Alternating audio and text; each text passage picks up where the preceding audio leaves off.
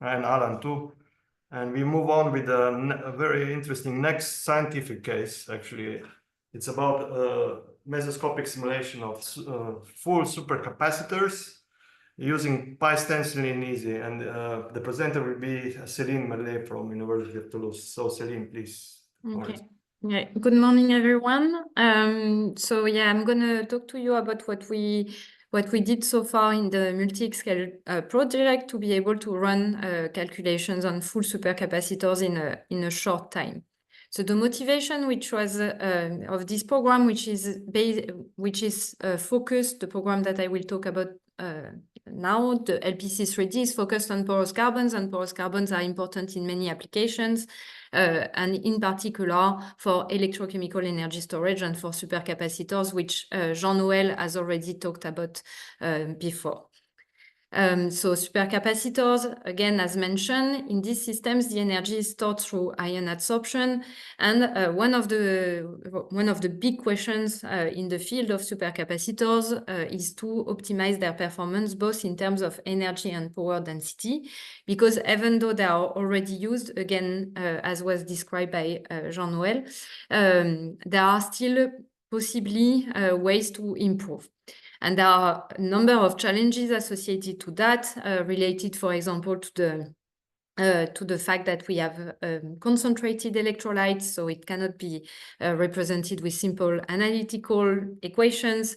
We have usually a complex porosity, and also if we want to explore different materials, they can be of very different morphology, and so we need an efficient method to be able to screen materials, for example, and be able to say if there is hope for materials with improved energy and power density. It fits very well, obviously, into the multi-scale project because in these systems, as in others, there are multi-scale phenomena that are important. And in particular, in this case, what we want is to be able to look both at what's happening on the local scale, at the molecular scale, because there are some small pores. And so we need to be able to see nanopores, and so have simulations on small pore sizes, small scales. But we also want to be able to see the performance on larger scales, and so we need to reach micrometers, or like several hundreds of micrometers, so that we can simulate the experimental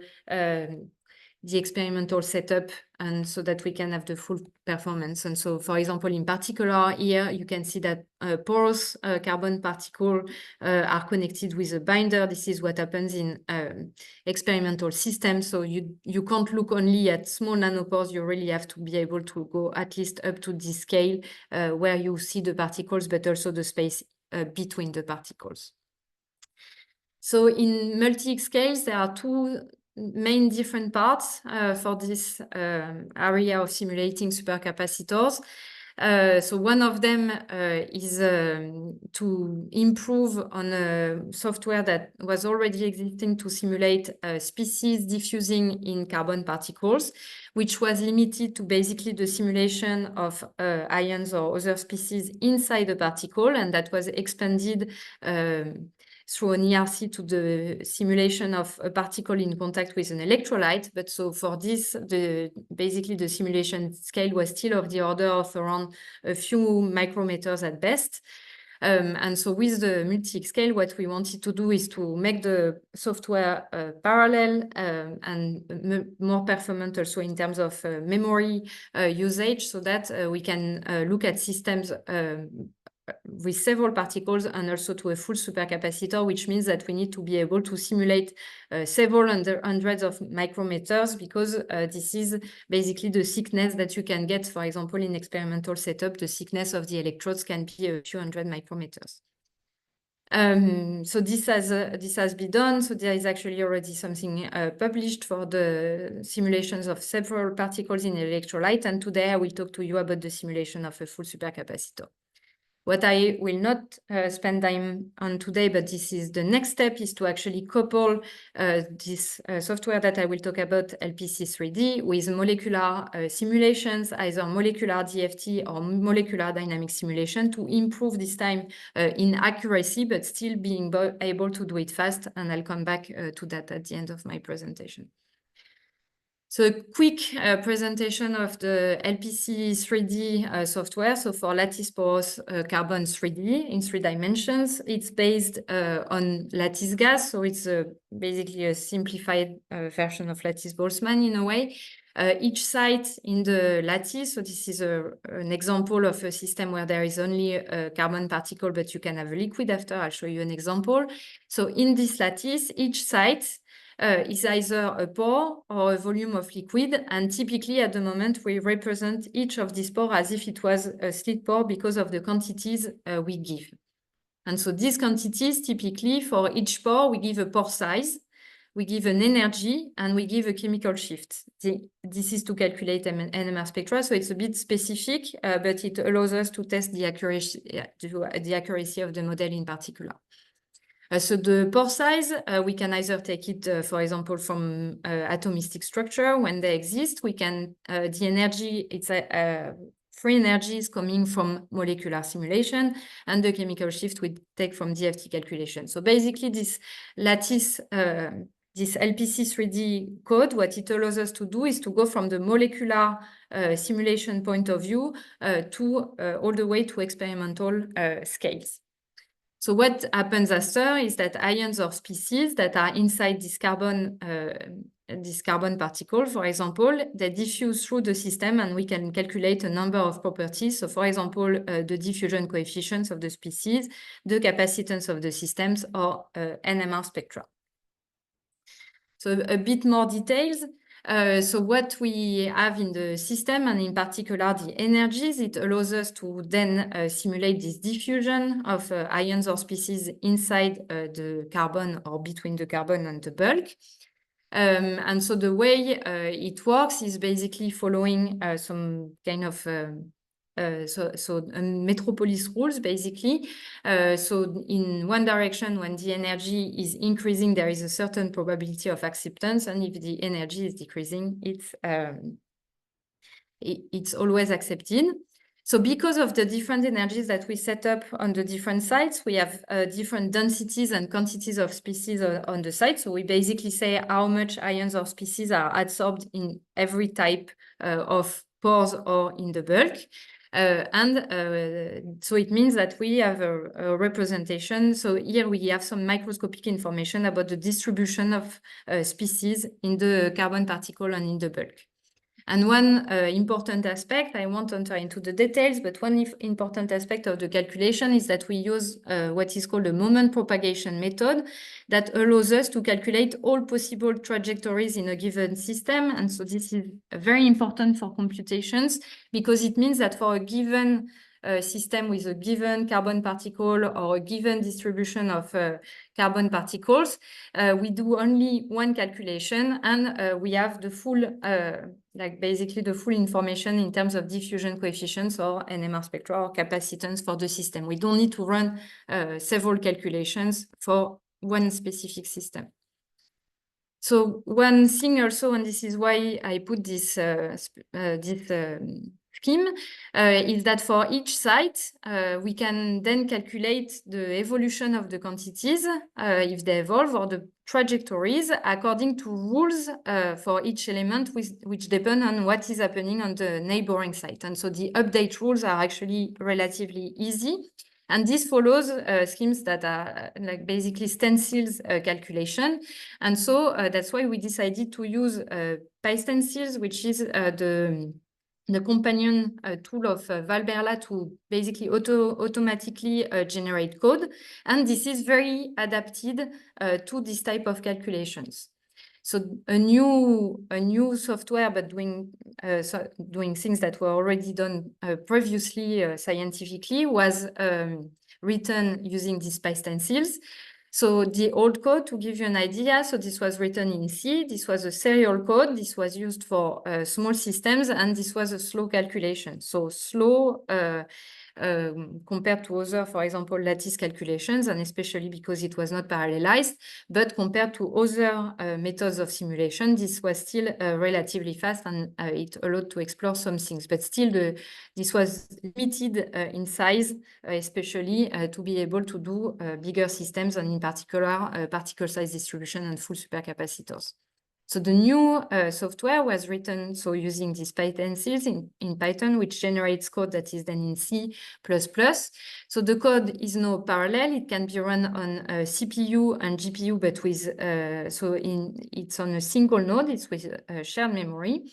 And so it improved a lot, and it can be used for very large system for what we want to do. So we went, you see, from 30 by 30 by 30 to 700 by 700 by 700.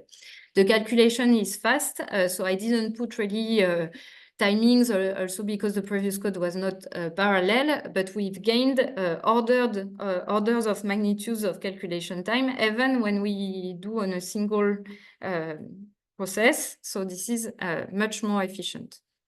So in terms of the performance of the software from Python seals now, the new LPC3D, the things that are very nice is that now the runtime the runtime increases linearly with the number of lattice sites. You can also see, so this 700 by 700 by 700, this is more than 300 million sites. So this is quite a lot, and it definitely allows us to access some of the systems that we're interested in.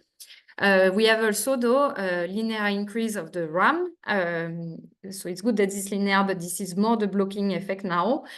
So for now, we are satisfied in terms of what we can do. So we are not going to necessarily improve it further, but we would have to go to multi-node to be able to then do bigger systems, basically.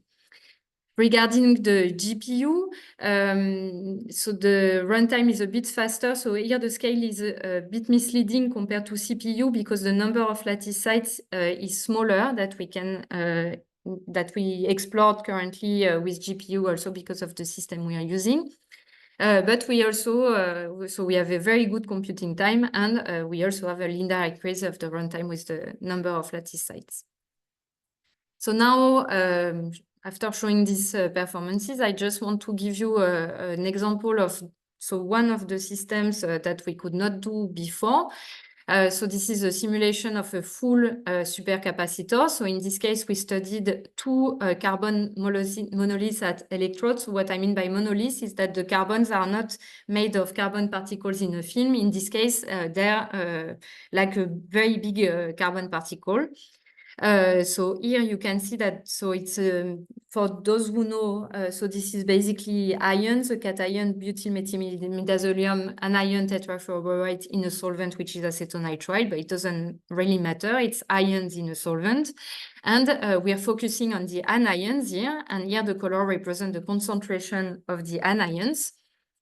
So what you can see is that in the system, what we put is that the bulk concentration is basically it stays a constant because of the energies that are put on the site, but it could vary if there was like a lot of electrolyte, for example, going into the carbon electrodes. And what you can see here is that you see slightly different colors in the carbon because depending on the pore size, you don't have the same quantity of ions going into the different pores. And so for now, we decided to represent it with several parts of bulk so that we don't have problems with periodic boundary conditions, but we're working on making it suitable with different boundary conditions. So this specific system that was used for this example, the lattice is a 50 by 50 by 250, and so we can, in principle, do larger. This is not the maximum. And we do 50,000 steps. So for some properties, it's not necessary, but it can be necessary for the NMR. And so for this specific system, it took 22 minutes with 36 parallel processes on a full node on the CalMIP, which is the local cluster in Toulouse that we use to do this example. So for this system size, for what we want to explore, this is very nice. Like this allows us to explore a lot of systems.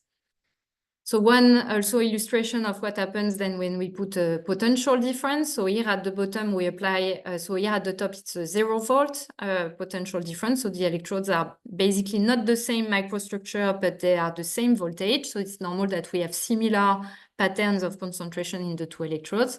And at 2 volts, there is one negative electrode and one positive electrode. And what we can see is that the concentration of anions is larger in the positive electrode, which is what we expect because of electrostatic interactions. And on the contrary, it's smaller on the negative.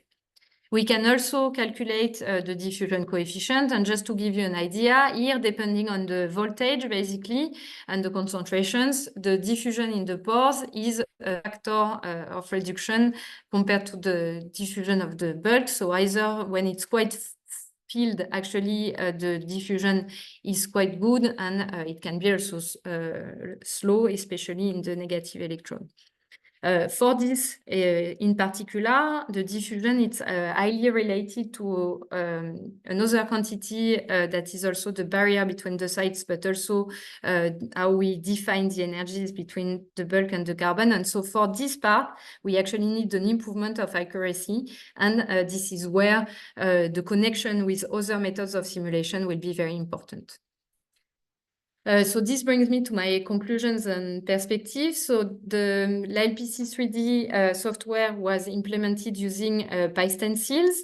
PyStencils is now available in Easy, so it's quite easy then to install the LPC3D when we can access PyStencils already. LPC3D, it will be soon available on GitHub and Easy normally as well. So on GitHub, I guess normally this is before the end of the month. And now the perspectives, as I said before, is not to keep working on this LPC3D, but more to work on how to improve the accuracy. And the accuracy, it comes a lot from one quantity, which is the quantities of species that are in each pore. And I said before that we consider each pore as a slit pore. And what I didn't say is that currently what we do is that we have a few molecular dynamic simulations that we did at given potentials, for example, 0 volts or 2 volts. So one single simulation per potential or per electrolyte. And we use that to parameterize then different pore size distribution. So this is not fully accurate because, for example, for small pores, it would be better to have simulation of different pore sizes so that the effect of confinement is well represented.